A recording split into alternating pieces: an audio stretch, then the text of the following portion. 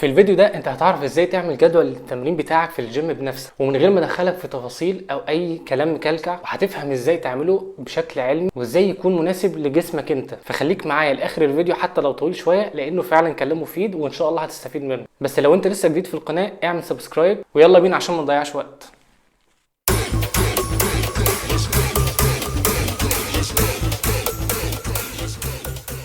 السلام عليكم، معاكم احمد عصام. وفي الفيديو ده هنعرف ازاي نعمل جدول تمرين لنفسنا من غير ما نحتاج اي حد. اول حاجه لازم نعرفها، لازم تعرف انت عايز تروح الجيم كام يوم في الاسبوع. ظروفك تسمح لك انك تروح كام يوم في الاسبوع، يعني تقدر تروح يومين ولا 3 ولا 4 ولا 5. ده هيفرق جدا وانت بتعمل تمرينك وبتصممه بشكل كويس. ومش مهم خالص تجبر نفسك على عدد ايام تمرين معين انت مش هتقدر تعمله، او هتروح مره وتكسل التانية. شوف انت تقدر تروح كام يوم في الاسبوع وعلى اساس كده ابني تمرينك. فلو مثلا انت هتروح يومين بس في الاسبوع، كده انت ممكن تعمل جدول عباره عن يومين، يوم فول بادي والتاني فول بادي برضو. ممكن تخلي اليوم الفول بادي الاول مختلف عن التاني عشان تستهدف اكتر من زاويه لكل عضله. وممكن برضو تعمل ابر بادي في يوم ولور بادي في يوم تاني. الابر بادي ده اللي هو الجزء العلوي من الجسم، وبيضم عضلات الكتف والصدر والتراي والباي والبطن والظهر. يا رب ما اكونش نسيت حاجه. اما اللور بادي اللي هي تمرين الرجل بالاضافه للقطنيه او اسفل الظهر. ولو قدرت تروح 3 مرات في الاسبوع كده الاوبشن زاد قدامك شويه، تقدر تعمل فول بادي 3 مرات في الاسبوع، كل تمرينة فول بادي مختلفة عن التانية عشان برضو تستهدف اكتر من زاوية لكل عضلة. او انك تستخدم upper بادي lower بادي واليوم التالت فول بادي، او انك تعمل حاجة تالتة خالص وهي انك تلعب يوم بوش يوم بول يوم ليج. البوش اللي هي تمرينات الدفع زي الكتف الصدر التراي. اما البول دي تمرينات السحب ودي بتكون الباي والظهر. اما الليجز معروف هتكون تمرينات الرجل طبعا. طب لو هتقدر تروح 4 ايام في الاسبوع، برضو قدامك اوبشنز كتير. ممكن تعمل يومين ابر ويومين لور، مره ابر مره لور، مره ابر مره لور عشان تكررهم مرتين في الاسبوع. او انك تعمل بوش بول ليج واليوم الثالث يكون فول بادي، او انك ال4 ايام تلعبهم فول بادي وبرضه بتمرينات مختلفه لزوايا مختلفه لكل عضله. اول حاجه الاخيره انك تعمل عضلتين في كل يوم، يعني يوم صدر وتراي، يوم ظهر وباي، يوم رجل، يوم كتف وبطن. ولو هتقدر تروح 5 ايام في الاسبوع ممكن تلعب عضله واحده بس في اليوم، يوم صدر، يوم كتف، يوم ظهر، يوم رجل، يوم دراع، والبطن ممكن تضيفها مع اي تمرين فيهم. نيجي للخطوه الثانيه وانت بتصمم برنامجك التدريبي بنفسك، وهي عدد مرات الراحه في الاسبوع.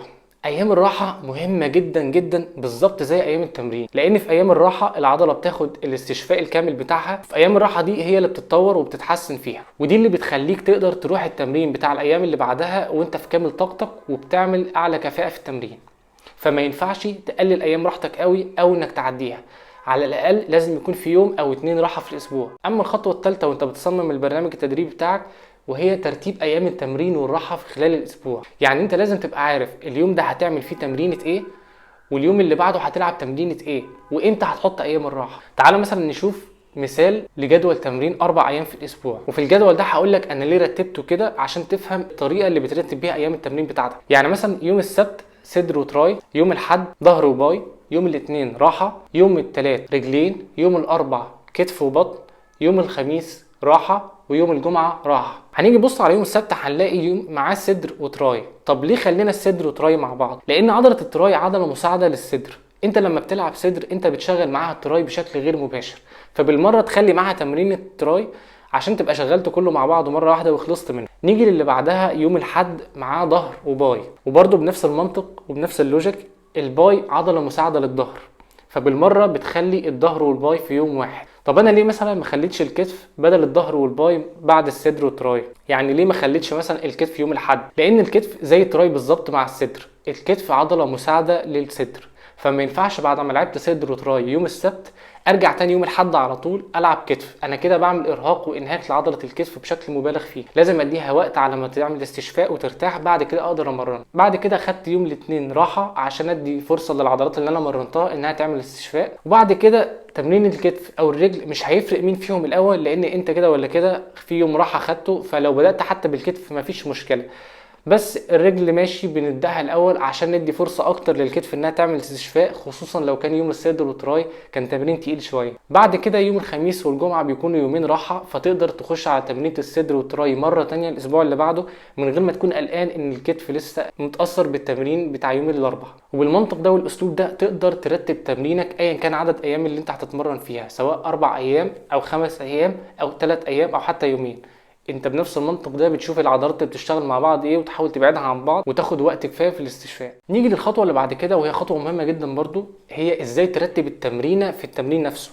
يعني انت هتلعب صدر النهارده، تلعب تمرينه ايه قبل ايه؟ قاعدتين مهمين جدا لازم تعرفهم لان هما اللي بيمشوا على اغلب الناس واغلب الوقت. اول قاعده هي انك تخلي تمرينه العضلات الكبيره قبل العضلات الصغيره. يعني لو هتلعب ظهر وباي النهارده لازم تخلي الظهر الاول، بعد كده تمرينه الباي، لان الظهر او التمرينات الكبيره عموما زي الصدر والكتف والظهر والرجلين بتستهلك منك طاقه ومجهود كبير، فما ينفعش تبدا بعضله صغيره بعد كده تخش على العضلات الكبيره، هتكون خلصت طاقتك في تمرينات صغيره. فانت تبدا بالعضلات الكبيره بعد كده تخش على العضله الصغيره. القاعده الثانيه والاهم هي انك تبدا بالتمرينات المركبه او الكومباوند اكسرسايز، بعد كده تخش على التمرينات الايزوليشن والتمرينات الصغيره. طب هي ايه التمرينات الكومباوند او المركبه دي اصلا؟ تمرينات الكومباوند دي عباره عن تمرينات انت بتستخدم فيها اكتر من مفصل واكتر من عضله وانت بتنفذ الحركه، زي تمرين الميليتاري بريس او الشولدر بريس للكتف، او تمرين البنش بريس بالدمبل او حتى بالبار، او تمرين الظهر بالبار البنت اوفر رو، او تمرين السكوات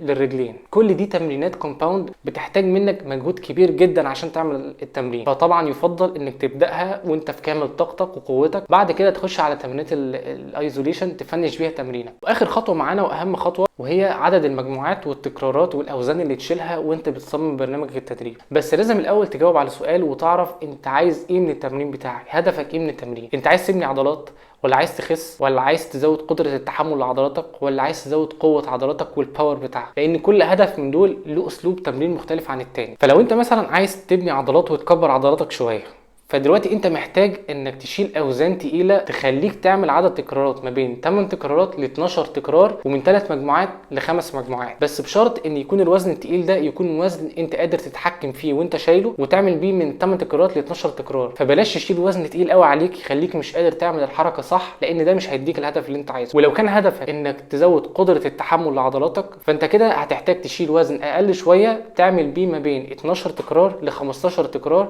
وممكن كمان توصل ل 20 تكرار. ولو كان هدفك انك تزود الباور او قوه عضلاتك زي لعيبه الباور ليفتنج او رفع الاثقال، فانت كده محتاج تشيل وزن تقيل قوي قوي بحيث تعمل تكرارات ما بين تكرارين او 3 لحد 5 تكرارات حد اقصى. طبعا الوزن ده هيكون تقيل جدا، وفي الغالب هتكون محتاج حد يكون واقف معاك في التمرين يأمنك ويساعدك. ونيجي لاخر هدف وهو لو انت عايز تخس، والحقيقه مش هيفرق قوي الاوزان والتكرارات اللي هتعملها وانت بتخس قد ما هيفرق نظام الدايت اللي انت ماشي عليه. الدايت هنا هيكون اهم، بس برضو لازم تكون عامل تمرينك بشكل يخلي نبضات قلبك وانت بتتمرن تكون عاليه شويه عشان تستهلك سعرات اكتر وتحرق سعرات اكتر وانت بتتمرن. يعني على سبيل المثال وليس الحصر، في نوع تمرين اسمه سيركوت تريننج، ده بيعلي نبضات قلبك جدا وبيزود من لياقتك البدنيه بشكل كويس جدا، وتقدر تستخدمه وتنفذه لو انت عايز تخس مع طبعا النظام الدايت اللي انت هتبقى ماشي عليه. ومع ان ده مش موضوع الفيديو ده، بس انا هقول لك ايه هو السيركوت تريننج بشكل سريع كده. عباره عن جدول تمرين مكون من 6 تمرينات لحد 12 تمرين، بيختلف على حسب مستواك وقوتك وقدره تحملك، وبتعمل من كل تمرينه مجموعه واحده بس، بعد كده بتخش على التمرينه اللي بعدها مجموعه واحده بس، وبعد كده التمرينه اللي بعدها مجموعه واحده بس،